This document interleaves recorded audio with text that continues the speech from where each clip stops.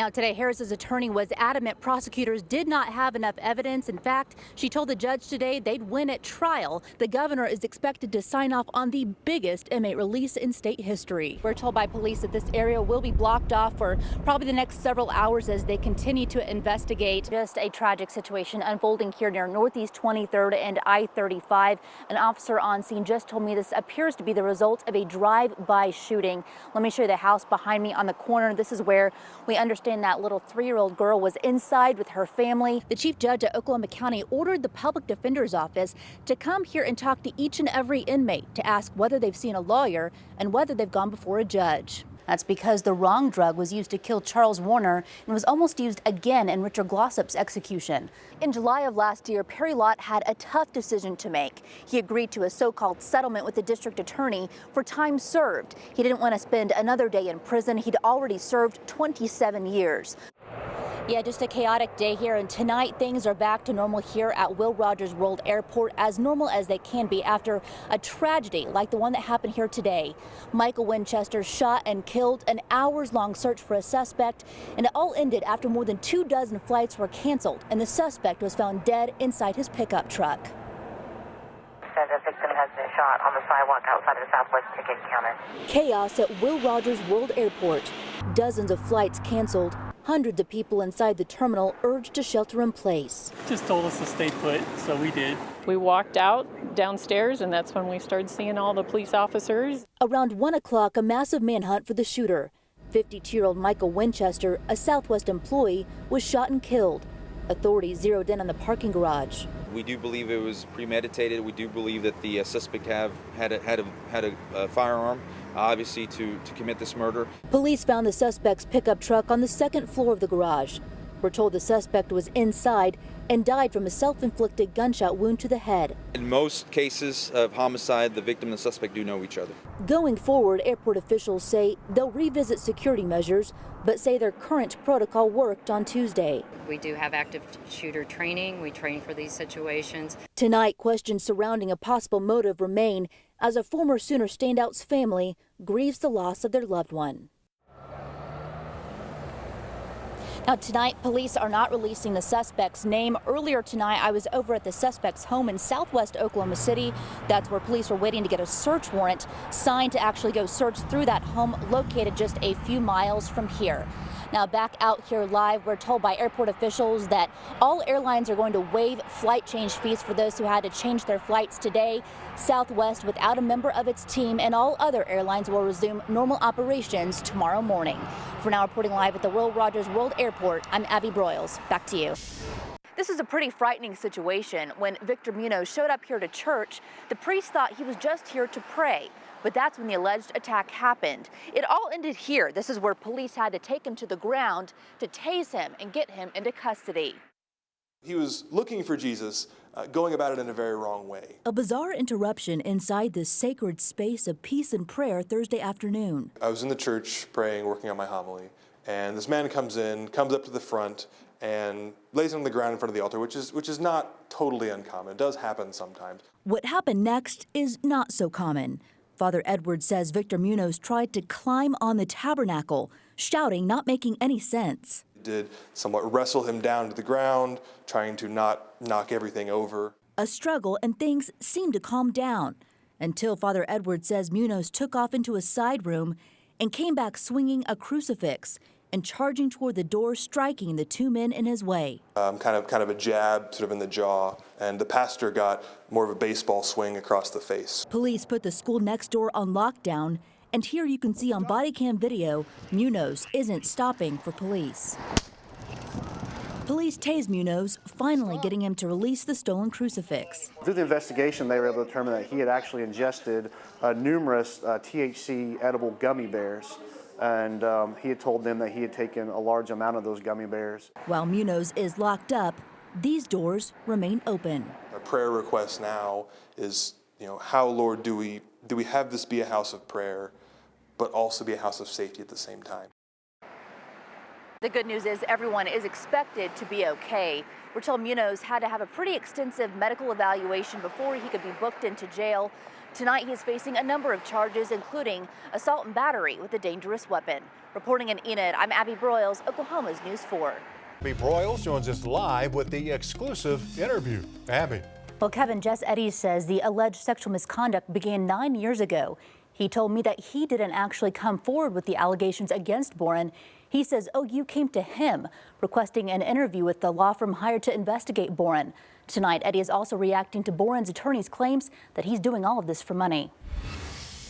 He had the reputation of a kingmaker. At 21, Jess Eddy dreamed of a career in politics, so naturally he was thrilled to work for David Boren. If he liked you and wanted to see you succeed, you succeeded. Eddy went on a university trip to Houston with the now 77-year-old. While I was in Houston, President put me in an inappropriate situation in his hotel room, and alcohol.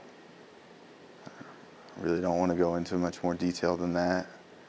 And I was also touched inappropriately by a vice president. Referring to former OU VP Trip Hall. It was just one of the most shocking and jarring experiences of my life. Eddy says he dealt with it all by drinking and drug abuse, and claims a dean talked him out of going to authorities. Telling me that it was a bad idea, because of the power of those guys, Boren and Tripp. He's been sober for 4 years and has tried to put all of that behind him until he says OU approached him for an interview in February. I had to determine by the questions they were asking me what was going on.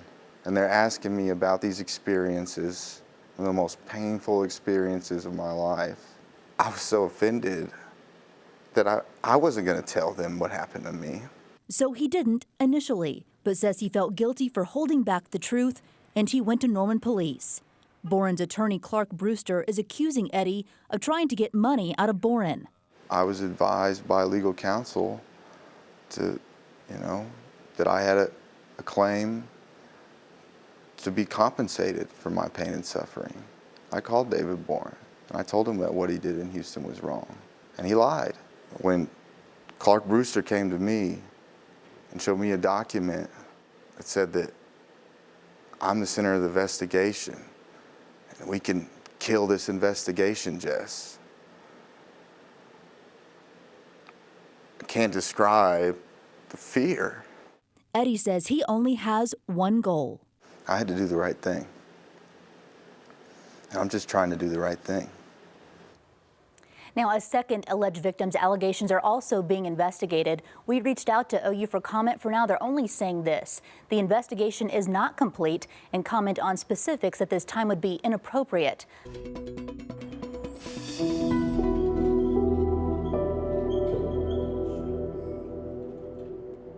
The evidence in Perry Lott's 1988 case sits in a box in District Attorney Paul Smith's office. The evidence that we have is not at all compelling that some other perpetrator committed this crime. A woman raped in her Ada home in 1987 picked Lott out of a police lineup. A jury convicted him. The rape kit was finally tested in 2014 after the Innocence Project took Lott's case. The DNA came back to the victim's ex-husband and another unknown man. No physical evidence put Lott at the crime scene. The assailant wore condom and gloves. You wouldn't expect his seminal fluid to be in the rape kit. You wouldn't expect his DNA to be in the vaginal swab. The unknown male DNA was on a cervical swab from the opening of the victim's uterus, not a vaginal swab. The victim testified at trial that the rapist removed his gloves before the rape. Last year, Paul Smith agreed to let Perry Lott out of prison, but his conviction would stand. Lott took the deal, but his attorneys are fighting for his full exoneration. Mr. Lott's an innocent man. His conviction should be set aside. This all happening as a hit Netflix documentary, John Grisham's The Innocent Man, casts a dark shadow on the justice system here in Ada. In my election, the author of the book was in our election, writing op-eds and different things in opposition to me. Don't know why. More answers may come to light after DNA testing is done on a second rape kit. There was a similar rape in 1990. The man accused in that rape case was acquitted, but the DNA kit was never tested. Now Lott's attorneys want to get that rape kit tested to see if it matches the unknown male DNA in Lott's case. On that second rape case, if those DNA results come back to match the partial profile from the Perry Lott case, Then that's something substantial. would you be open to exoneration at that point? I am. But right now, do you still think that Perry Lott is guilty? You know, what I think doesn't matter. It's what the evidence supports. The detective who investigated Lott's case committed suicide before he was set to testify in one of Lott's hearings last year. Paul Smith tells me the OSBI looked into the death of that Ada detective. Tonight, that OSBI report remains sealed, and Perry Lott, at least for now, remains a convicted sex offender for the rest of his life. I'm Abby Broyles, Oklahoma's News 4. The FBI is asking for help identifying a woman they say robbed MidFirst Bank in Shawnee Friday afternoon. The suspect is described as being approximately 5'4", 40 to 50 years old, and having blonde hair, blue eyes, and a heavy build. She was last seen wearing a navy blue jacket and a navy blue hat. Isaac Bruno owns the Mad Tatter Tattoo Parlor next door, and he says their security camera caught the suspect walking towards the bank, then walking away just 5 minutes later. It was bizarre. Officials tell us that woman entered the bank, verbally demanded money from employees, and left with an undisclosed amount of money. Well, it was a case of violent road rage that sent a group of UCO students into a panic, and things took a terrifying scare. News 4's Jessica Bruno has the details. That was Jessica Bruno reporting. Now, Kimball's two friends didn't want to share their names since the suspects still haven't been caught. Unfortunately, police don't have good suspect descriptions right now. They told the victims they think the suspects most likely were trying to rob and carjack them. Emergency crews were called to an accident involving a motorcycle. It happened around 5:30 last night along I-44 near MLK. The call originally came out as an injury accident. It's unclear exactly what led up to that crash.